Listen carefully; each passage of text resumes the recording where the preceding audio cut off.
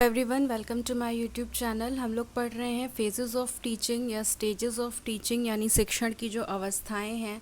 दो अवस्थाओं के बारे में या दो स्टेजेस के बारे में हम बात कर चुके हैं, प्री एक्टिव स्टेज और interactive stage. Pre active stage वो थी जिसमें शिक्षक कक्षा में जाने से पूर्व जो तैयारियां करता है, जो प्लानिंग करता है, जो ऑर्गेनाइजेशन करता है हर चीज़ का, कि वो किस तरीके से आपके सामने कंटेंट प्रस्तुत करेगा, या जो ऑब्जेक्टिव्स हैं उनका, जो गोल्स हैं उनका फॉर्मुलेशन करता है, कौन सी स्ट्रेटजी से पढ़ाएगा, वो सारी चीज़ें वो डिसाइड करता है।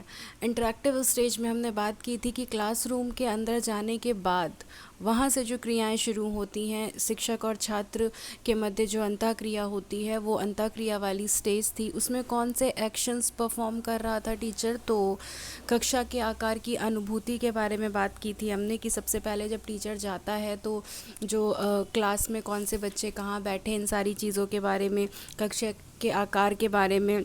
उसके बाद जो लर्नर्स हैं उनकी प्रॉब्लम को डायग्नोस करता है, और उसके बाद क्रिया प्रतिक्रिया का प्रोसेस चलता है, यानी कोई क्रिया शिक्षक करता है तो छात्र रिस्पॉन्स करते हैं, या फिर कोई क्रिया छात्र करते हैं तो शिक्षक रिस्पॉन्स करता है। उसके अंदर हमने ये बात की थी कि किस तरीके से क्रियाएं होती हैं। तो जो प्रॉब्लम होती है, जैसे वो जो स्टिमुली होती है वो या तो टीचर के द्वारा प्रेजेंट की जाती है या तो आपके द्वारा प्रेजेंट की जाती है, जिनके प्रति रिस्पॉन्सेस किए जाते हैं, है ना। तो उद्दीपक जो था उसका सिलेक्शन सही होना चाहिए, उसका प्रेजेंटेशन सही होना चाहिए, और साथ ही साथ फीडबैक और रीइंफोर्समेंट भी होता है इसमें। उसके बाद हमने लास्ट में बात की थी कि जो शिक्षण युक्तियां हैं, जो टीचिंग टेक्निक्स हैं, उनका डेवलपमेंट किस तरीके से होता है, यानी जब हमारे और आपके बीच में अंतःक्रिया चल रही होती है तो किस टॉपिक को किस तरीके से कवर करना है, किस तरीके से उसका डेवलपमेंट करना है, वो सारी चीज़ें। तो ये तो हो गया, एक रिकॉल हमने कर लिया चीज़ों को। आज हम बात करेंगे पोस्ट एक्टिव स्टेज के बारे में। जब हमने आपको स्टार्टिंग बताई थी, इंट्रो दिया था टॉपिक का, तब हमने आपको बताया था कि ये एक वो स्टेज होती है जहाँ पर टीचर इवैल्यूएट करता है टास्क को, जो जो भी उसने गोल्स निर्धारित किए थे, जो भी चीज़ें उसने सोची थी, वो जब लास्ट अवस्था में होता है, लास्ट स्टेज में होती है टीचिंग, तो वहाँ पर ये देखा जाता है कि वो गोल्स जो हैं वो पूरे हो गए हैं कि नहीं, जो शिक्षा का उद्देश्य था वो पूरा हो गया है कि नहीं।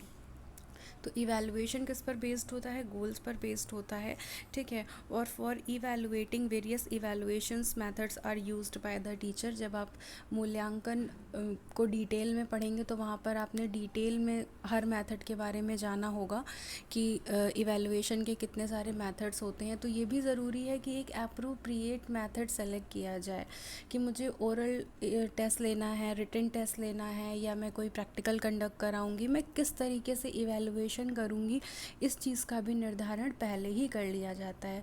लाइक हमने आपको कोई प्रैक्टिकल समझाया, ठीक, प्रैक्टिकल कंडक्ट कराया, उसके बाद मैंने उसका टेस्ट लिया, ओरल क्वेश्चंस पूछ लिए, है ना, जैसे आपका वाइवा होता है, या फिर रिटन एग्ज़ाम ले लिया, या फिर ऑब्जेक्टिव टाइप क्वेश्चन बना लिए, है ना। इवैल्यूएशन के बहुत सारे मेथड हैं, ठीक। तो वो भी एक डिसाइड करने का तरीका है, वो भी पहले ही डिसाइड कर लेता है टीचर, और इस स्टेज में उसको वो जो है इम्प्लीमेंट करता है, यानी जब वो चीज़ें यानी जब वो टेस्ट लेता है, यानी इवैल्यूएशन का जो भी मेथड उसने सोचा होता है उसके द्वारा वो पता करता है कि शिक्षा के उद्देश्य पूरे हुए हैं कि नहीं, बालक के व्यवहार में परिवर्तन हुआ है कि नहीं, और जो चीज़ें थी वो किस प्रकार से चल रही हैं, उसकी जो टीचिंग टेक्निक थी वो सही थी कि नहीं, या उसमें चेंजेस करना है। इन सारी चीज़ों के बारे में किस में पता किया जाता है, पोस्ट एक्टिव स्टेज में। इसको क्या कहते हैं, शिक्षण की क्रिया पश्चात अवस्था, ठीक है। या फिर हम इसको ये भी कह सकते हैं कि जो तत्परता के बाद की अवस्था होती है, या जो अंतिम अवस्था होती है, पोस्ट एक्टिव की बात हो रही है, ठीक। तो अब इसमें कौन कौन से एक्शंस होते हैं उनके बारे में बात कर लेते हैं। सभी के अंदर हमने एक्शंस पढ़े हैं, है ना। तो फर्स्ट वाले में भी पढ़े थे, यानी प्री एक्टिव में भी पढ़े थे, और इंटरएक्टिव में भी पढ़े थे, और आज हम बात कर लेंगे हमारा जो लास्ट स्टेज है वो कौन सा है, पोस्ट एक्टिव के बारे में। ठीक, तो पोस्ट एक्टिव में designing the exact dimension of behaviour changes, है ना। आपने शिक्षण के उद्देश्यों को निर्धारित किया था, अब आपको उस चीज़ के भी बारे में निर्धारित करना है जो जो मानदंड जो आपके व्यवहार के बारे में बताएगा। ठीक है, कि आपके व्यवहार में कितना चेंजेस हुआ है।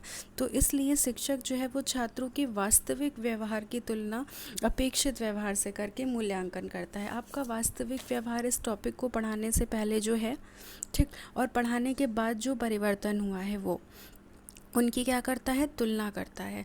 तो इसे हम एक मानदंड व्यवहार भी कह सकते हैं, जो हमने निर्धारित किया है, जो हमने फिक्स किया है, क्राइटेरिया जो बनाया है, क्राइटेरियन बिहेवियर भी हम इसे कह सकते हैं। ठीक है, तो इसके लिए छात्रों में आए जो वास्तविक परिवर्तन है उसकी तुलना अपेक्षित परिवर्तन से की जाती है, और अगर जो परिवर्तन है वो वांछित हैं यानी सही हैं, तो इसका तात्पर्य ये है कि शिक्षण जो है वो सफल रहा है।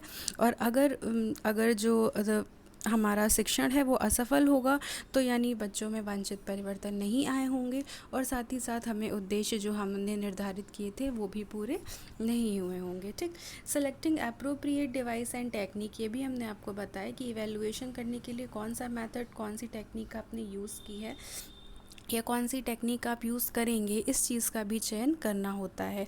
यानी विद्यार्थियों के वास्तविक व्यवहार के परिवर्तन की आप जो है अपेक्षित व्यवहार के परिवर्तन से जब तुलना करते हैं, तो आप एक ऐसी प्रविधि का चयन करते हैं जो विश्वसनीय हो, वैध हो, है ना, जिसकी वैलिडिटी हो।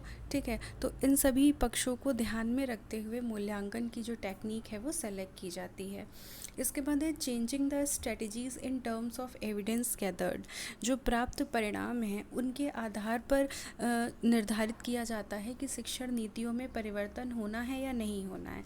Teacher knows about the drawbacks and limitations of their teaching because of evaluation, teacher को तभी उसके ड्रॉबैक और लिमिटेशंस के बारे में पता चलता है इवैल्यूएशन से, है ना, क्योंकि इवैल्यूएशन के आधार पर पता चल जाता है कि बच्चे के व्यवहार में परिवर्तन हुए हैं कि नहीं, और टीचिंग के जो उद्देश्य थे वो पूरे हुए हैं कि नहीं।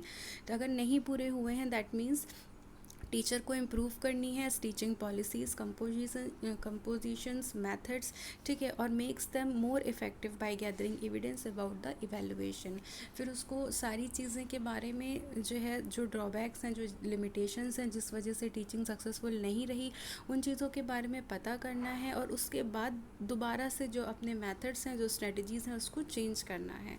ठीक है, और the above phases and operations are interrelated. आपने देखा, आपने तीनों अवस्थाएं पढ़ ली हैं, तीनों स्टेजेस पढ़ लिए हैं, तो आपको ये समझ में आ गया होगा ये तीनों ही एक दूसरे से इंटर रिलेटेड हैं। एक जो गुड टीचर है, या जो हम कह सकते हैं कि एक जो इफ़ेक्टिव टीचिंग है, ठीक है, वो जब तक ऑर्गेनाइज नहीं की जाती है, जब तक इन सभी फेजेस से होकर नहीं गुजरती है, तब तक वो टीचिंग अच्छी नहीं हो सकती है। यानी अगर आप बिना प्लान के ऐसे ही क्लासरूम में चले जाएंगे, बिना सोचे समझे, ठीक है, फिर आप कोई भी टॉपिक, कोई भी कंटेंट पढ़ा देंगे, फिर आप किसी भी तरीके से इवैल्यूएशन कर लेंगे, तो उसके द्वारा ये नहीं कहा जा सकता है कि शिक्षण के लक्ष्य प्राप्त होंगे, है ना, वो एक इफ़ेक्टिव टीचिंग नहीं कहलाएगी। तो इस तरीके से जो तीनों स्टेजेस हैं वो एक दूसरे से जुड़ी रहती हैं। तो ये वही चीज़ इसमें लिखी हुई है, यानी जो पोस्ट एक्टिव है वो मूल्यांकन से संबंधित है। बिना मूल्यांकन के शिक्षण अपूर्ण रहता है। इसमें वे सभी क्रियाएं आती हैं जो छात्रों के अचीवमेंट के मूल्यांकन यानी उद्देश्यों की प्राप्ति के निर्णय के संबंध में की जाती हैं। इससे व्यवहार परिवर्तन का मापन किया जाता है। शिक्षक मौखिक प्रश्न पूछ सकता है, लिखित प्रश्न पूछ सकता है, जो भी मेथड वो अपनाना चाहता है। ठीक, उसका जो बिहेवियर का जो क्राइटेरियन है, जिसे मानदंड व्यवहार कहते हैं, उसको निर्धारित कर लेता है, तुलना कर लेता है उसके जो प्रेजेंट में व्यवहार है, उसके बाद जो व्यवहार में परिवर्तन हुआ है, विधियों का चयन कर लेता है। ठीक है, तो ये सारी बातें हो गई। इसके बाद है importance of the operations of teaching. छोटा सा टॉपिक है, 2-3 ही पॉइंट है इसमें, ये भी देख लेते हैं फटाफट कि क्या इम्पोर्टेंस है जो ये शिक्षण की क्रियाएं हैं या जो स्टेजेस बनाई गई हैं उनकी क्या इम्पोर्टेंस है।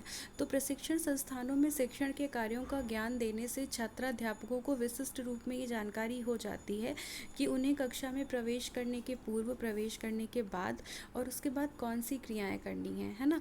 तो सबसे बड़ी चीज़ ये हो गई कि जब एक टीचर क्लास में जाता है, जब तक उसकी सारी चीज़ें पहले से प्री प्लान्ड या ऑर्गेनाइज्ड नहीं होती हैं, तब तक सारी चीज़ें वो अच्छे से नहीं कर पाएगा, क्लास को हैंडल हैंडल नहीं कर पाएगा और जो टीचिंग होगी वो इफ़ेक्टिव नहीं होगी, है ना। तो त्रुटि और प्रयास का सिद्धांत, अब यहाँ पर त्रुटि और प्रयास का सिद्धांत, अगर एक टीचर क्लास में जाए, ठीक है, फिर वो पहले सोचे कि नहीं पहले इस तरीके से पढ़ाना है, फिर नहीं ये रिस्पॉन्स सही नहीं आ रहा है, दूसरा दूसरा ट्राई करते हैं, इस तरीके से वो वहाँ जो है अपने स्टिमुली और रिस्पॉन्सेस करे, उसके बाद फिर जब सही रिस्पॉन्स बैठ जाए उसके बाद वो सोचे कि नहीं ये अनुक्रिया करते हैं, तो ये इफ़ेक्टिव होगा क्या, कि टीचर खुद ही कंफ्यूज है कि मतलब वो बार बार ट्राई कर रहा है ना, कि किस तरीके से या कौन सी अनुक्रिया करनी है। तो इसलिए सारी चीज़ें पहले से प्री प्लान करनी होती है। सेवारत शिक्षक जो यानी इन सर्विस टीचर्स होते हैं, शिक्षण की क्रियाओं के बोध से शिक्षक अपने शिक्षण कौशल का विकास कर सकते हैं। जो सेवारत शिक्षक हैं, जो सेवा में ऑलरेडी हैं, तो अब जैसे जो भी परिवर्तन होते हैं, जो भी चेंजेस आते हैं एजुकेशन में या चीज़ों में, तो उसके द्वारा या फिर जो उनके स्किल्स हैं, है ना, कोई स्किल अगर डेवलप नहीं है तो इन सब क्रियाओं के बोध से जब हम चीज़ें प्री प्लान्ड करके करते हैं, है ना, तो शिक्षण की क्रियाओं से के बोध से जो शिक्षक होता है वो अपने शिक्षण कौशल का विकास भी करता है और शिक्षण को अपने बहुत ही इफ़ेक्टिव बना सकता है। उसके बाद है शिक्षण के कार्यों का संपादन अनुदेशन की सहायता से ही किया जा सकता है, इसीलिए अनुदेशन की रूपरेखा तैयार करने में शिक्षण की क्रियाएँ एक वैज्ञानिक आधार प्रदान करती हैं। इंस्ट्रक्शनल डिज़ाइन के बारे में हम बात कर चुके हैं, यानी जो फ्रेम है या जो कंटेंट है या जो यूनिट है वो किस तरीके से आपको आपके सामने प्रस्तुत किया जाएगा, उसका जो डिज़ाइन है वो सारी चीज़ें पहले से प्रिपेयर कर ली जाती हैं। पहले आपके सामने एक पैरा लेकर आए, फिर आपने उसके प्रति अनुक्रिया की, आपने उसका एग्ज़ाम दिया, अगर पॉजिटिव रहा, सब कुछ अच्छा रहा, तो आपके सामने नेक्स्ट कंटेंट लेकर आए, ठीक। और अगर पहला वाला कंटेंट नहीं आता है आपको, आप नहीं कर पाए, तो आपको पहले दोबारा उपचार दिया जाएगा, उसके बाद आपके सामने नेक्स्ट कंटेंट लाया जाएगा। तो ये सारी चीज़ें जो हैं ये प्रिपेयर करने में जो शिक्षण की क्रियाएं हैं वो एक वैज्ञानिक आधार प्रदान करती हैं, क्योंकि जब आप पहले से इस चीज़ों का निर्धारण कर लेंगे तभी आप जो टीचिंग है अपनी वो इफ़ेक्टिव बना पाएंगे। तो इसी के साथ हमारा ये टॉपिक भी ख़त्म हो गया, phases of teaching. Next video में हम बात करेंगे जो टीचिंग मेथड्स हैं उनके बारे में, हाँ, जो टीचिंग स्ट्रेटजीज़ हैं उनके बारे में हम नेक्स्ट वीडियो में बात करेंगे। तब तक के लिए वीडियो को शेयर कर दीजिए और चैनल को सब्सक्राइब करवा दीजिएगा। आप लोग भी कर लीजिए अगर नहीं किया है तो, और जो क्लास में अदर बच्चे हैं सबको फॉरवर्ड करके सब्सक्राइब करा दीजिए ताकि आपको नेक्स्ट वीडियो का नोटिफिकेशन मिल सके। नोट्स प्रिपेयर करते रहिए, अपने डाउट्स क्लियर करते रहिए। Thank you.